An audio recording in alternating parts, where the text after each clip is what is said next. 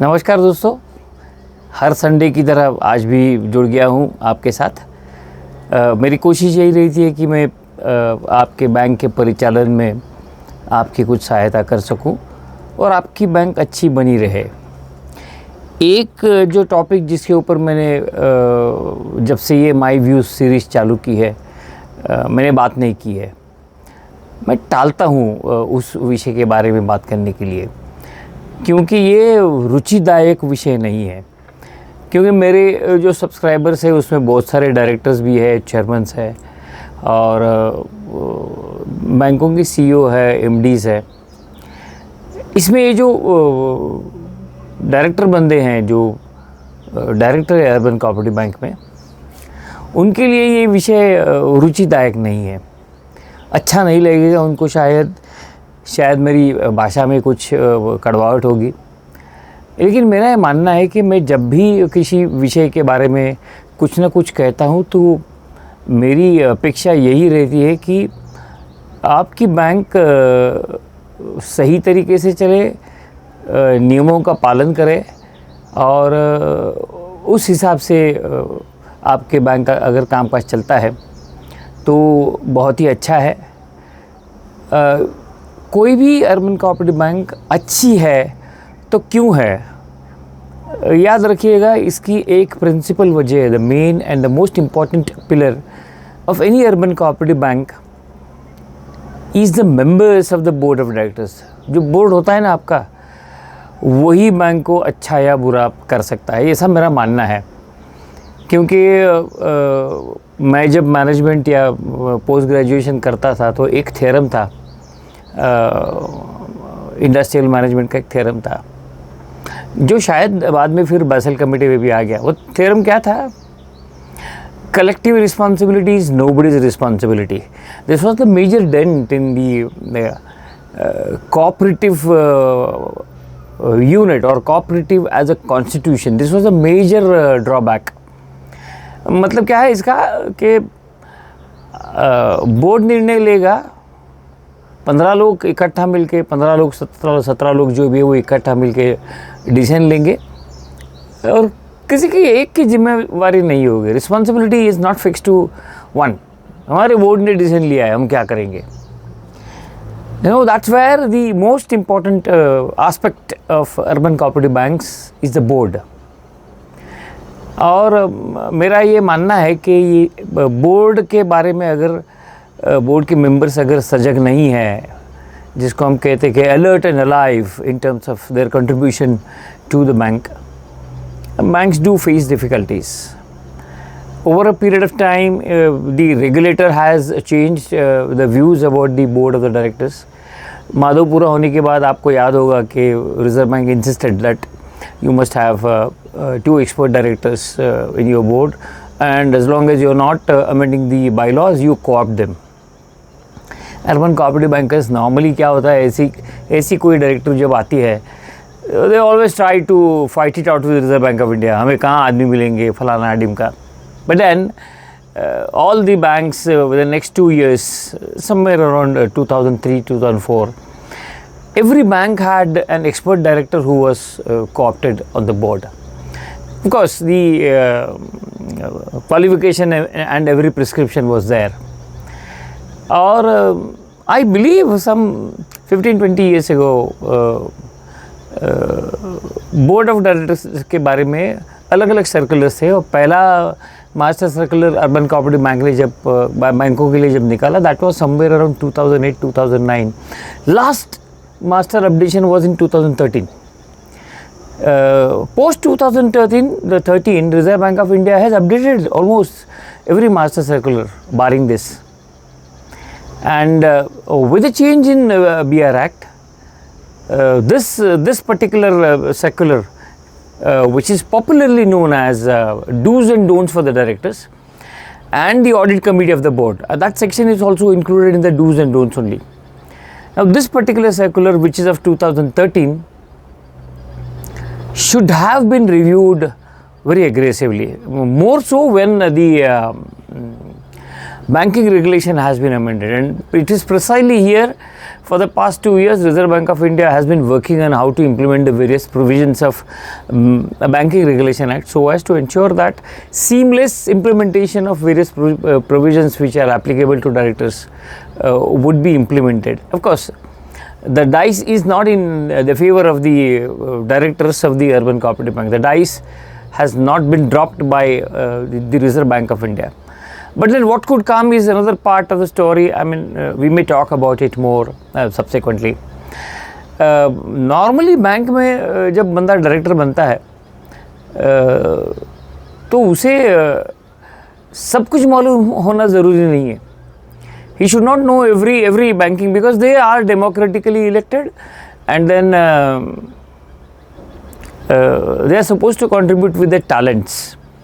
There is one word which Reserve Bank of India uses for the directors is that they should use their wisdom. Wisdom is one such word which cannot be defined, but then we all can relate to it. Wisdom है तो दुनिया चलती है आगे, अच्छे से decisions होते हैं. Basically, the beauty of cooperative structure has been embedded in the various laws and the concept of cooperatives. But when you deal in people's money, the regulator steps in, and therefore, regulator had prescribed a couple of do's and don'ts, barring the large banks which have grown up professionally. What I'm going to talk did not be talked to them because they have become big, because they have realized that this do's and don'ts circular is a must for the directors, and they have imbibed. It is for the smaller banks, say banks around 1,000 crores. Almost 800 to 900 banks are in that band. They must realize that these do's and don'ts are very critical and very important. I guarantee you, the banks which are under the category of D and C, of course, the categorization is likely to be demolished by Reserve Bank of India with risk-based rating for the banks. But we'll wait and see how it comes. Currently, the Reserve Bank of India is putting up the rating via Reserve Bank of India's inspection. But then that A, B, C and D category rating, if you remember, that is based on Camel's rating, of course. तो ये जो सी और D category के banks हैं ना, मेरा ये दावा क्या है कि ये आप सी और डी में गए हो because you have not followed the master direction to the members of the director, dos and don'ts. सोच के देखो, आप अगर सी में हो, डी में हो, तो ये जो 2013 का सर्कुलर है वो देखो क्या क्या है आपके डायरेक्टर्स ने. इसमें जो जहाँ डोंट लिखा है ना, वो आपके डायरेक्टर्स ने किया हुआ, तभी आप सी और डी में गए हो. Simple analysis, simple. You don't have to study hard. You simply have to apply your mind and logic to understand what has happened. So I'm going to talk about that, the do's and don'ts. Not many of the directors are going to like this, but then if they listen to what I'm trying to say, I'm going to repeat what the Reserve Bank of India is expecting from you, and a couple of things which are likely to come up in the future. That also I'll share. I will also share the linkage between BOM and BOD. That also I'll try to do in this video. If I look back at the 2012 circular, I got a copy of it, 2013 circular, it falls under the category of directions. मतलब क्या है? मतलब ये है कि आप अगर comply नहीं करते हो, you can be penalized. As simple as that. Direction है, पेनलाइज करो. तो ये जो डायरेक्शंस है, आप जितने भी डायरेक्टर्स हैं, बाकी कोई सर्कुलर पढ़ने की ज़रूरत नहीं है, क्योंकि आपके पास एग्जीक्यूटिव कैडर होती है बाकी के सब गाइडलाइंस रिजर्व बैंक की इम्प्लीमेंट करने के लिए. आपको क्या करना है? What you need to do, what you must do, just decide on this 2013 circular which has not been updated and which is likely to be updated now. BR act amend हो गया, उसमें क्या बदलाव आने वाले हैं ये तो मैं कहूँगा ही. इसमें क्या बदलाव आ सकते हैं मेरा गेस रहेगा. I mean I do not have anybody who will inform me anything as to what Reserve Bank of India is thinking. Is a logical guess work that I am going to share with you. उन्होंने एक कहा है कि constitution of board of directors के बारे में वो ये कहते हैं कि आपको सूटेबल बैंकिंग एक्सपीरियंस होगा तो अच्छा रहेगा, नहीं है तो कम से कम 2 directors of suitable banking experience के ढूंढो. ये 2008-9 की बात है. They are talking about it and they are talking about disqualification. I am not talking of your cooperative law, I am not talking of your multi-state law, I am talking of the Reserve Bank of India's directions. What they are saying is this. My granddaughter is troubling me a little bit. They are saying is that since the directors are elected from amongst the members except co-opted and nominated directors, the persons who are not eligible for admission even as members cannot act as promoters or become directors of the bank. Remember this. And then there is one connectivity.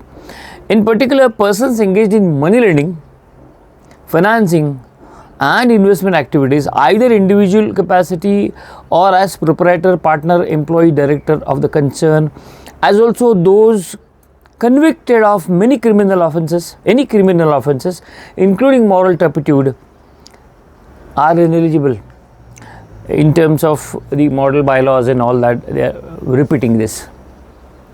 Reserve Bank of India is repeating what the model bylaw is doing it.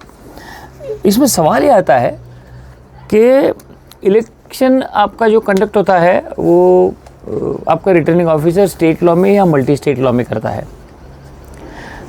मेरा ये कहना है कि अगर कोई भी बंदा तुम्हारा मेंबर है और वो इलेक्शन कंटेस्ट करना चाहता है तो ये डिस्क्वालिफिकेशन आपके अगर बायलॉज में है, लेकिन आपके नॉमिनेशन ऑफ मेंबर्स जो आता है ना, इलेक्शन फॉर वोटिंग का जो फॉर्मेट आता है, फॉर्म आता है भरने के लिए, उसमें ये क्वालिफिकेशन कहीं पे भी प्रिंटेड नहीं है. तो कोई बंदा अगर ये कॉन्फ्लिक्ट ऑफ इंटरेस्ट वाली चीज़ में काम करता है तो रिटर्निंग ऑफिसर उसको रिजेक्ट नहीं करेगा, बिकॉज रिटर्निंग ऑफिसर ये कहता है कि इलेक्शन रूल्स में ऐसा दिख नहीं रहा है कुछ, so he will be elected. You have to be careful on that. And then ये जो मास्टर सर्कुलर बोर्ड का जो बना है, रिजर्व बैंक ने जो बनाया है, वो माधव दास कमेटी के रिकमेंडेशन के ऊपर बनाया है. डायरेक्टर्स की रोल और रिस्पॉन्सिबिलिटीज़ ये मैं नहीं कहना चाहता हूँ. आपको बैंक अच्छी रखनी है, उसके लिए जो करना पड़ेगा वो आपको करना है. और कुछ बारीक चीज़ें हैं, there are small things which we must remember. आपके बैंक में भी हर बोर्ड मीटिंग में रिजर्व बैंक के जो सर्कुलर्स आते हैं वो रखे जाते होंगे, और कोई आपका ऑफिसर बंदा वो आपको पढ़ के बताता होगा कि सर्कुलर क्या है डायरेक्शन. इसके बारे में डायरेक्शन ये है कि it should be ensured that all circulars and other material relating to policies issued by Reserve Bank and government are seen by every member of the board, seen, and also placed before the board for suitable action. क्या है reading between the lines? आपको पढ़ना ज़रूरी है, देख लिया ऐसा नहीं चलने वाला. You must understand that. Board में तो रखा जाएगा, बोर्ड में ब्रीफ दिया जाएगा, but as a director you have to read and understand what are they. उन्होंने जो डूज एंड डोंट्स की जो लिस्ट दी है वो आपको कहीं पे भी उपलब्ध हो जाएगी. मैं कुछ छोटी छोटी चीज़ें आपको बताऊंगा सर्कुलर में से ही, जिसके ऊपर आपका ध्यान चाहिए. वो अगर आपका ध्यान हटता है ना, if you ignore couple of small things, you or your bank can come into trouble provided you are a director.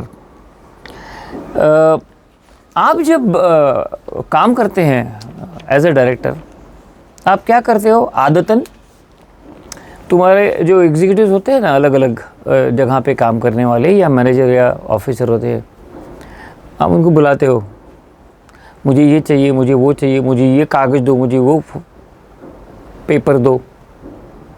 You can do that, you are prohibited from doing that. फिर आपको कागज़ कैसे मिलेंगे? तो ये माधव दास कमेटी ने कहा है कि आप अगर डायरेक्टर हो तो आपको चेयरमैन से पेपर मांगना है. चेयरमैन आपको पेपर देगा, वही बोर्ड में देगा, बोर्ड में आप पेपर पढ़ के पेपर वहीं छोड़ना है, घर नहीं लेके जाना है। You are not allowed to take this papers for the simple reason explicit confidentiality about the banks matter are required.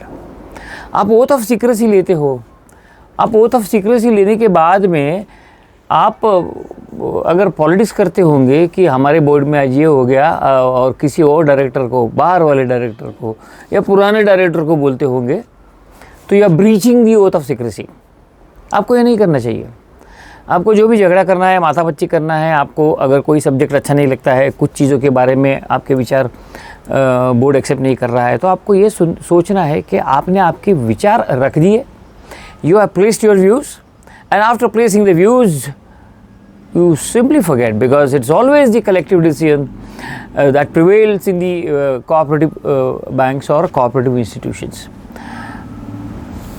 एक चीज़ आजकल मैंने देखी है कि अगर आपने डिसीजन नेगेटिव रखा है तो रिजर्व बैंक भी आपको इंस्पेक्शन में आपके सीईओ को पूछती है। क्या पूछती है? तुम्हारे या नेगेटिव ओपिनियन किसी चीज़ में आता ही नहीं है। There is no negative opinion. तो जितने भी 15 डायरेक्टर है सबके सबने हाँ बोल दिया इस सब्जेक्ट को। आपको एक चीज़ डिज़ाइन करनी है। आपको अगर वो सब्जेक्ट अच्छा नहीं लगता है, आप इंसिस्ट कर सकते हो कि मेरा नेगेटिव ओपिनियन रिकॉर्ड किया जाए। कल क्या होगा किसको पता, लेकिन your opinion that you do not agree has been recorded in the board, nothing wrong about it, because 15 लोग हैं बोर्ड में, आप एक अलग ओपिनियन देते हैं, 14 लोगों को पसंद नहीं है, आपका ओपिनियन रिकॉर्ड हो जाएगा। आपको तसल्ली मिलेगी कि मुझे जो कहना है वो मैंने कहा है। तो that is one thing which I would like you to understand, and you have to work like a team, there is no option about it. ये जो 2013 का सर्कुलर है, अगर आपके पास नहीं तो मांग लो, पढ़ो उसको और उसको इम्बाइब करो, उसको फॉलो करने की कोशिश करो। ऑफ कोर्स ये I am not talking of the big bank, because there this things are being followed very meticulously, so there is no issue. और एक चीज़ इसमें लिखी गई है वो बहुत इंपॉर्टेंट है, वो आपको सोचना है। आपको क्या नहीं करना है, you have to work as a team and not sponsor anything, whether it is proposal, whether it is advertisement, whether it is place for the branch, anything. You are not supposed to sponsor. And you cannot have prejudices.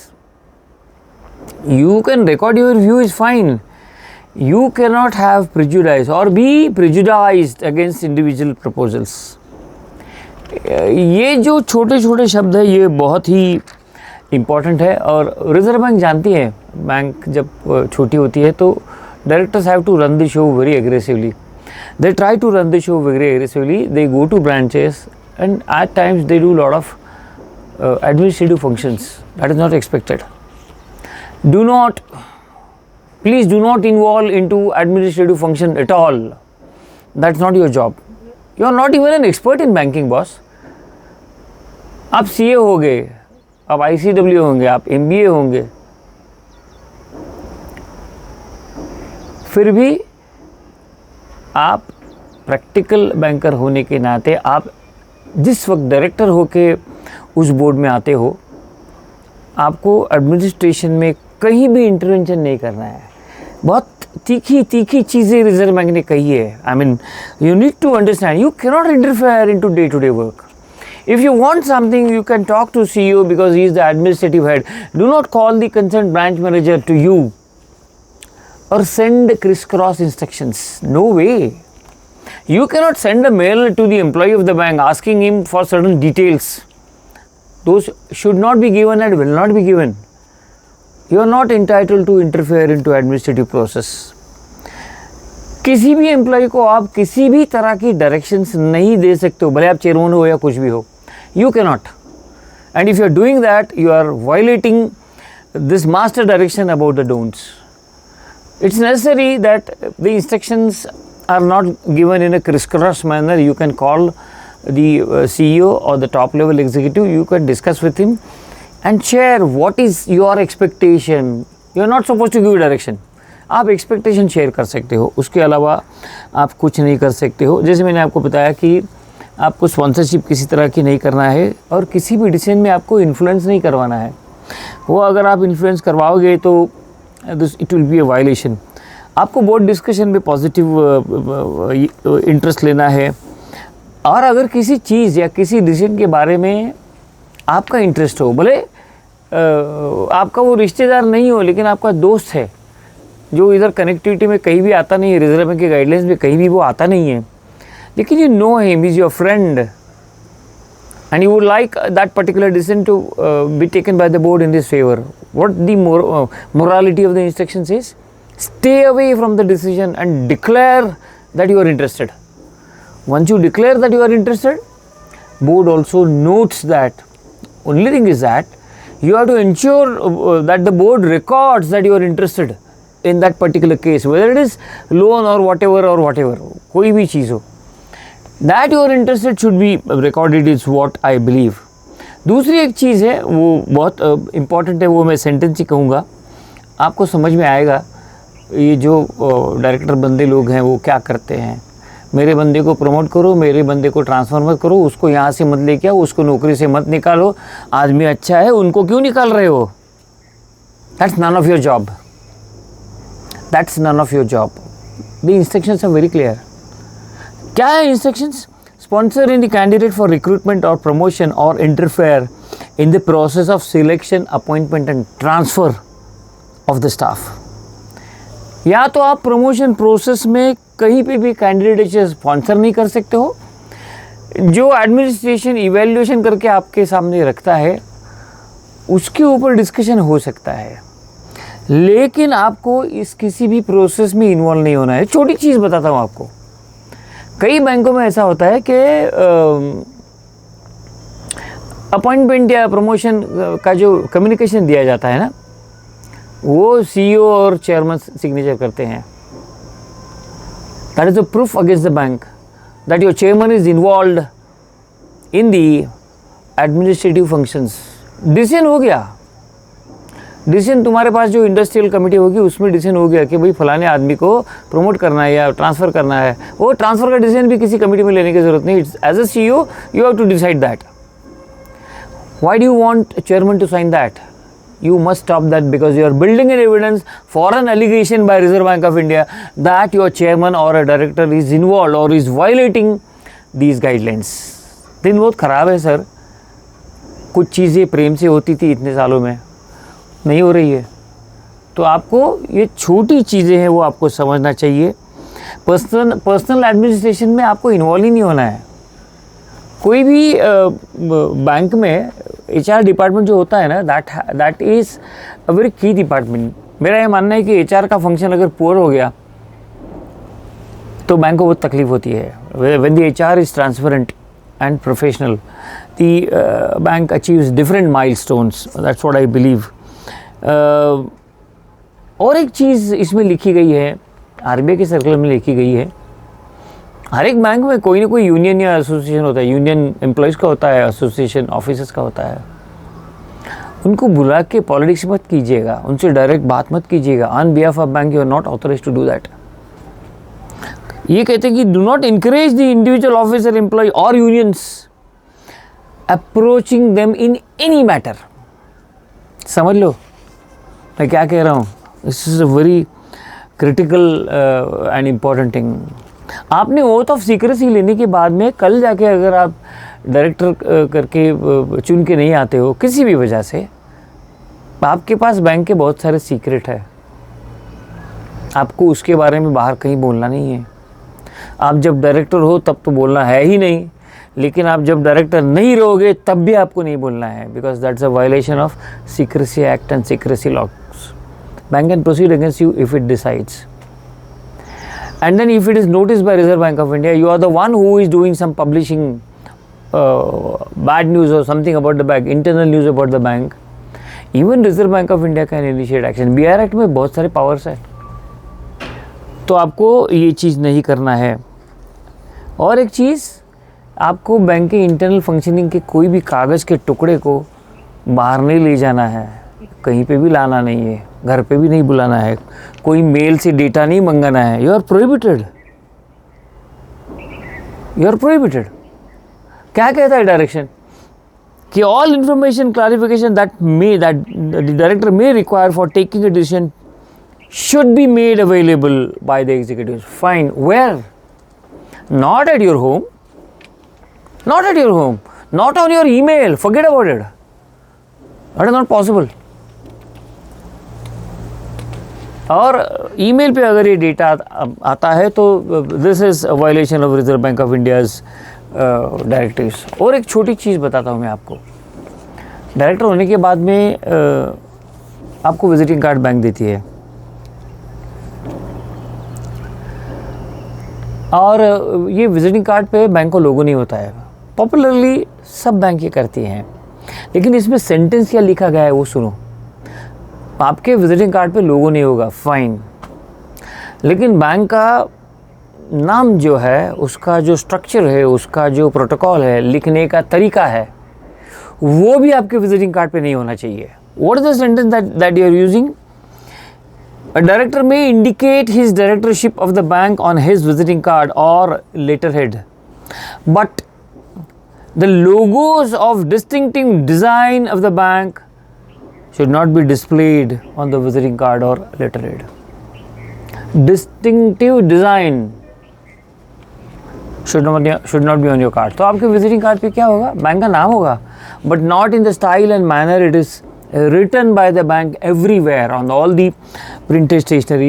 दिन बुरे हैं, कुछ भी छोटी चीज़ लेके पकड़ के reserve bank आपको परेशान कर सकती है। लोन लेना नहीं है, लोन देना नहीं है, ये तो सीधी बात है। आपके रिलेटिव को भी लोन देना नहीं है। ऑडिट कमेटी में भी कुछ चीज़ें आई हैं, उसके ऊपर आपको ध्यान देना है। रेगुलर रिव्यू जो होता है, मंथली, क्वार्टरली, हाफ ईयरली, वो आपको पूरे करने हैं। सबसे बढ़िया चीज़ और एक हुई है, वो ये है कि ये जो मास्टर है ना 2013 का, this has become outdated. Why this has become outdated? Principally because the BR Act has changed tremendously and those changes are required to be incorporated by the regulator. Reserve bank अपना समय ले रही है, क्योंकि वो सेक्टर को दुखाना नहीं चाहते, या सेक्टर की जो दुखती रब है उसको दबाना नहीं चाहते हैं। They want to implement BR Act in a seamless manner where the resistance is less. एक ही रेजिस्टेंस है क्या और नहीं क्या। A director can not be a director on the bank more than 8 years। That's the provision that is bugging the director. कोई फ़र्क नहीं पड़ता है। क्यों कोई फ़र्क नहीं पड़ता है? पब्लिक सेक्टर बैंक में तो 6 साल का है सर, आपको तो भी 8 साल मिल रहे हैं। और आप 100 चीज़ों को कंफ्यूज करके पकड़ के रखते हो। उसमें क्या है, एक चीज़ ऐसी है कि RBI कौन आया डिसाइड करने वाला कि हमारे 8 ही डायरेक्टर्स होंगे। हमारे बाईलॉज में, हमारे स्टेट लॉज में, हमारे मल्टी स्टेट एक्ट में 5 साल के टेन्योर का प्रोविज़न है। उसमें दो टाइम है, 3 टाइम है, कुछ लिखा गया नहीं है। The law under which we are registered, nothing is mentioned. तो RBI ये कैसे कह सकती है? कह सकती है सर, आराम से कह सकती है। क्यों कह सकती है? कि आप जो कोऑपरेटिव लॉज है ना, ये कोऑपरेटिव लॉज इन्फीरियर हो गए हैं। It's the BR Act which is superior. Point number 1। Point number 2, concurrent subject है। कुछ चीज़ों के बारे में तुम्हारा गवर्नमेंट जो है, स्टेट गवर्नमेंट हो या सेंट्रल गवर्नमेंट हो, कुछ नहीं कह सकता। They have no rights. So wait for the guidance that is likely to come from the Reserve Bank of India. Make use of BOM. अब धीरे से आपने देखा होगा कि BOM के बारे में जो दिसंबर 19 में गाइडलाइंस आई थी, धीरे से रिजर्व बैंक ने, BR Act अमेंड नहीं हुआ था, फिर भी उन्होंने उसमें जो बोर्ड ऑफ मैनेजमेंट के जो क्वालिफिकेशंस या इसके बारे में जो लिखा है ना, वो सेक्शन 10 की सब प्रोविजंस है, सब सेक्शन 10 की प्रोविजंस है। आपका बोर्ड अगर 51% प्रोफेशनल बंदे बोर्ड में नहीं है, तो किसी न किसी को रिजर्व बैंक बिठाएगी बाद में, क्योंकि BR Act तो आ गया है। अभी कैसे बिठाएगी वो? देखिए, Reserve Bank of India can ask the concern director to resign.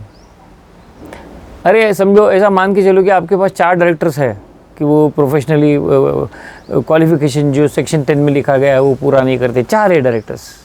किसको बढ़ाएगी रिजर्व बैंक? आंसर इज सबको। सेकंड आंसर इज चिट्ठी डाल के, जिसका नाम चिट्ठी में आएगा उसको बढ़ाओ। This is legal provision boss.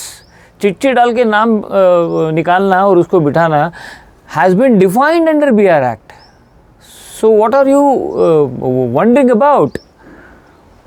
You should be in a position to do that. और एक चीज़ जो नहीं आ रही है, चल रही है आजकल, वो ये है कि आपका कोई भी चेयरमैन बंदा है ना, उसको अगर आपको अपॉइंट करना है तो रिजर्व बैंक का प्रायर अप्रूवल लेना पड़ता है। मैंने पिछले एक दो वीडियो में भी आपको बताया था कि प्रायर अप्रूवल की स्टोरी हो नहीं सकती, कानून में है, कैसे करेंगे? या फिर 51% बोर्ड होना चाहिए, कैसे करोगे? 15 सीट है, 200 लोगों ने अर्जी किया, उसमें से कौन प्रोफेशनल चुन के आएगा, किसको पता है? तो अर्बन कोऑपरेटिव बैंकिंग सेक्टर के इलेक्शन मोड में ही रहेगी permanently. I guess Reserve Bank of India realizes this and therefore they are trying to work out some solutions. One of the things which I would like you to understand very clearly is that ये जो professional director वाली बात है ना, ये 2003 से चल रही है, हम उसको अच्छी तरह से निभाते आ रहे हैं। और जो कोऑप्टेड डायरेक्टर होते हैं आपके एक्सपर्ट, उनको लेने की ज़रूरत नहीं पड़ेगी अगर आपके बोर्ड में 51% प्रोफेशनल एक्सपर्टीज़ जो BR एक्ट में डिफाइन की गई है उसके हिसाब से है। तो BR एक्ट में जो डेफिनेशन दी है, जो 10 एरिया दिए हैं, उसमें क्वालिफिकेशन नहीं दिया गया है। He has to prove that he has that specialized knowledge in any of the areas that have been defined. So 51% अगर आपका बोर्ड हो जाता है और आपके पास BOM है, तो आपको जो रिजर्व बैंक से चाहिए वो आसानी से मिल सकता है। बाकी of course ceteris paribus there are several conditions which are as it is being maintained by Reserve Bank of India, जैसे कि ब्रांच ऑथराइजेशन नहीं हुआ है, वो पॉलिसी जो है वो अभी तक आई नहीं है। There are several changes which are coming up. मैंने ये वीडियो इसीलिए किया कि शायद आपको बुरा लगेगा, लेकिन बुरा लगता है तो लगे, you may not agree to what I say, you are entitled to your views, but these are the facts. मैंने आपको रेफरेंसेस दे दिए हैं, वो जाके आप पढ़ सकते हैं। मैंने कोई नई चीज़ नहीं बताई है, चीज़ जो पिछले 10-12 साल से चल रही है वही मैंने आपको बताई है। एज ए डायरेक्टर मेरा ये मानना है कि ये जो डूज एंड डोंट्स है ना, understand them and inculcate. You have to inculcate, you have to practice what you preach, and therefore when the things are bad, when Reserve Bank of India is trying to identify some or the other kind of loophole to punish you, why give them chances? दोस्तों, thank you very much. Be a compliant bank, follow RBI guidelines. If you like little bitter truth from me, please do subscribe, share it with all your cooperative banking colleagues. मेरी कोशिश यही रहेगी कि मैं आपको कुछ ना कुछ विचार देते रहूं जो आपको सोचने पे मजबूर करे। Thank you so much.